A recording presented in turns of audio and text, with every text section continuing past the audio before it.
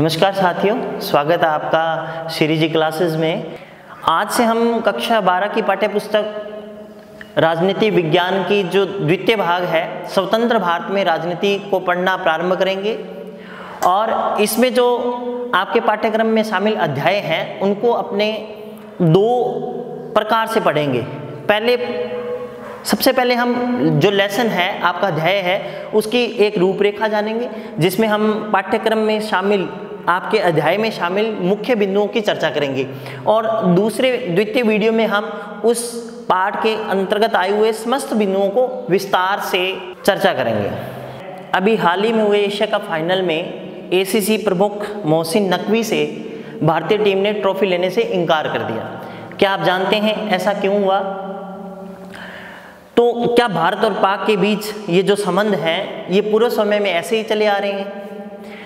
तो हम इस घटना को जानने के लिए जिक्र करते हैं 1947 के कलकत्ता के दंगों के बारे में। उस समय एक चित्र खींचा गया था सुनील जाना जी के द्वारा, जिसमें भारत और पाकिस्तान के ध्वजों को एक साथ रखा गया था। ये इसलिए था ताकि उस समय तत्कालीन समय में हो रहे दंगों के बीच शांति कायम की जा सके। उस समय के चित्र में सुनील जाना जी ने दिखाया कि दोनों फ्लैग्स को एक साथ रखा गया था। भारत और पाकिस्तान के बीच में संबंधों को लेकर के हमेशा हमारे बीच में कड़वाहट जो है वो रही है।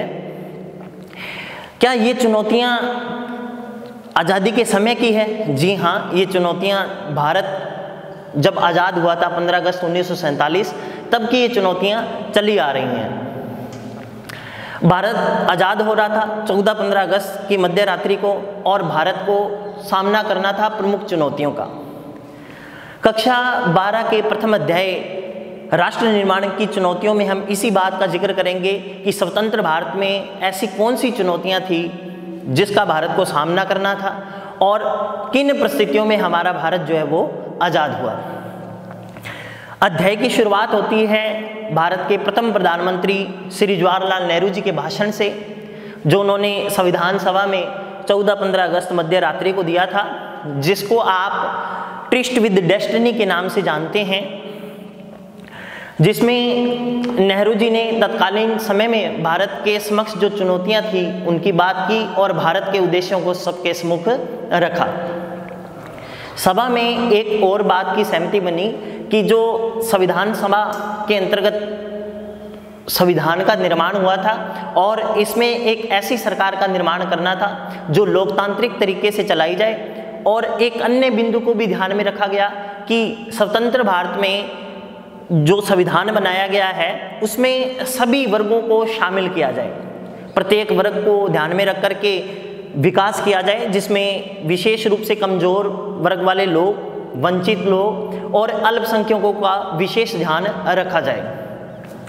स्वतंत्र भारत के सम्मुख और बहुत सी चुनौतियां थी, जैसे विस्थापन की, हिंसा की, एकता के सूत्र में बांधने की, साथ ही साथ इसमें समाज के सभी तबकों के विकास को लेकर के।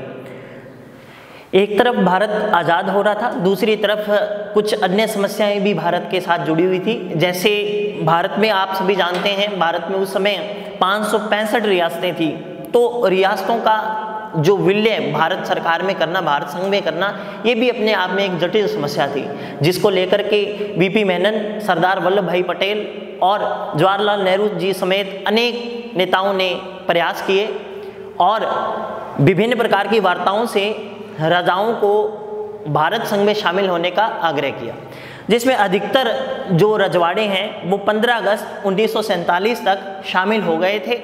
और कुछ रजवाड़ों को लेकर के अभी भी सरकार के समक्ष कुछ समस्याएं थी जिनको सुलझाना बाकी था। सरदार वल्लभ भाई पटेल जी के विवेक से काफ़ी समस्याओं को सुलझा लिया गया, लेकिन हैदराबाद और मणिपुर की समस्याओं को आपकी पाठ्यपुस्तक में चर्चा में शामिल किया गया है कि वो अभी भी बनी हुई थी। भारत आज़ाद हो चुका था, अभी इसमें कुछ रियासतों का शामिल होना बाकी था। इस अध्याय में आगे आप पढ़ेंगे कि राज्य पुनर्गठन आयोग जो है उसको लेकर के कुछ चर्चाएं चली। राज्य पुनर्गठन आयोग का गठन किया गया, जिसमें एक अधिनियम, राज्य पुनर्गठन अधिनियम 1956 के तहत 14 राज्य और 6 केंद्र शासित प्रदेश थे उस समय, और कुछ नए राज्यों का निर्माण किया गया, जिसमें कुछ राज्यों का निर्माण भाषा को लेकर के हुआ और कुछ राज्यों का नाम भूगोलिक परिस्थितियों के आधार पे इसमें शामिल किया गया। एक बार फिर से हम बात करते हैं, इस जो हमने ये अध्याय पढ़ा है इसको फिर से हम समराइज करते हैं कि हमने पहले अध्याय में क्या क्या पढ़ा। जैसा कि आप जानते हैं कि इस अध्याय की शुरुआत जो है पंडित जवाहरलाल नेहरू जी के भाषण से होती है। उसके बाद संविधान सभा के अंदर 2 मुद्दों पे चर्चा की जाती है कि हम संविधान सभा के अंतर्गत 2 बातों का विशेष तौर पे ध्यान रखेंगे, जिसमें प्रथम था कि लोकतांत्रिक तरीके से सरकार को चलाया जाना और दूसरा था कि प्रत्येक वर्ग को संविधान सभा के अंदर संविधान निर्माण के समय में भी ध्यान रखा गया था कि सभी वर्गों को उचित स्थान इसमें मिले।